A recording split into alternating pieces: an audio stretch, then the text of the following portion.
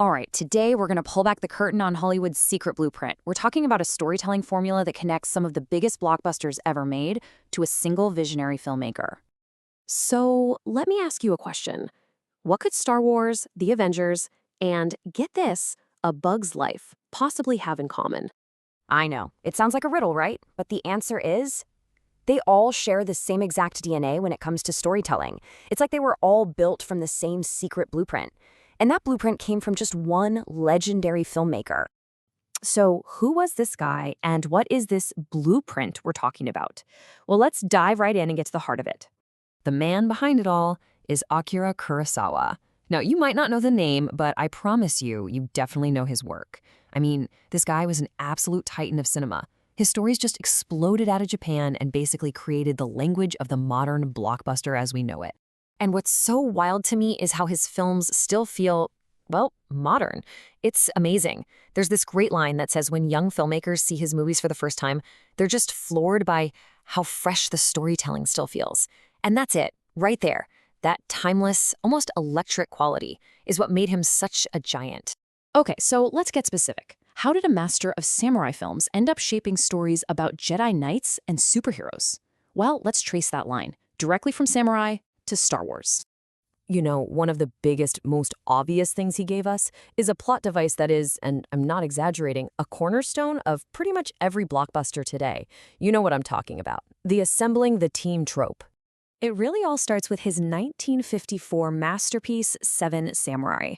The setup is simple. Villagers hire a team of warriors to protect them. Sound familiar? It totally should. That was remade into the American Western The Magnificent Seven. It's literally the plot of A Bug's Life, and it's the basic DNA of how the Avengers get together. It's the same story, just told over and over again.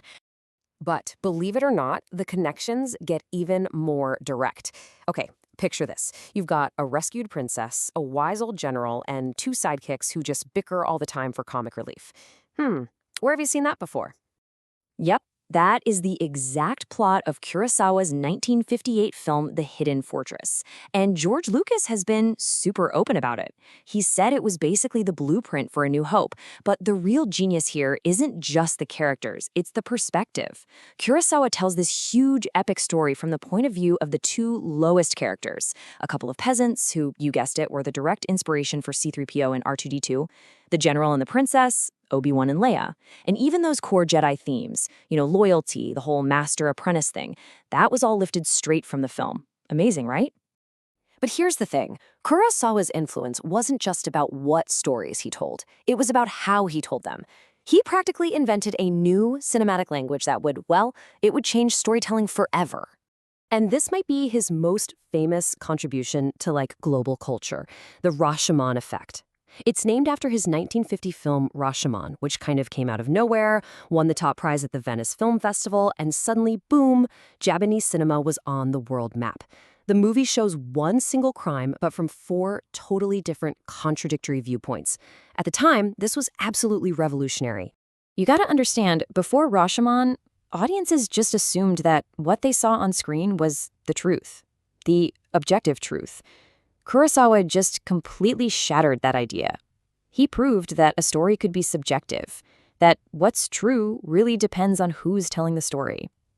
It seems kind of obvious to us now, but back then, it changed everything. And his innovation was visual too. The guy wasn't just a director. He was basically a painter who used the camera as his brush. He was a master of what we call kinetic energy. He used constant movement, not just with the camera, but with the actors, with nature itself, to create this incredible dynamic rhythm. He famously used weather, like pouring rain or howling wind, as its own character, reflecting what his human characters were feeling inside.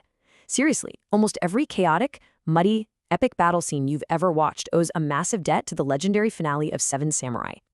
So yeah, all of this really helps explain his enduring legacy. It's why, decades after he passed away, his work is still inspiring and shaping movies today. And here's the crazy ironic part. While he was being celebrated as a total genius all over the world, Kurosawa actually struggled to get his films funded in Japan later in his career. It's that classic story, right? A prophet not being honored in his own land. But this is where the story comes beautifully full circle. The same Hollywood filmmakers who grew up practically worshiping him, they stepped in to help. We're talking titans like George Lucas, Francis Ford Coppola, Steven Spielberg. They used their clout to help him get the money for his late-career masterpieces, Kagemusha and Ran. This timeline really puts his impact into perspective, doesn't it? His film Akira, which is all about finding meaning at the end of your life, it comes out way back in 1952. Decades go by, and this new generation of filmmakers helps him keep working. He passes away in 98, but then a full 70 years after the original, a British remake called Living comes out and gets massive critical acclaim. I mean, his stories just do not age. And the success of a film like Living just proves how universal his themes are. Think about it. In a world that often feels chaotic, his stories about honor, about finding your purpose, about the simple dignity of just being human, well, those ideas resonate now more than ever. It doesn't matter what language you speak or what generation you're from.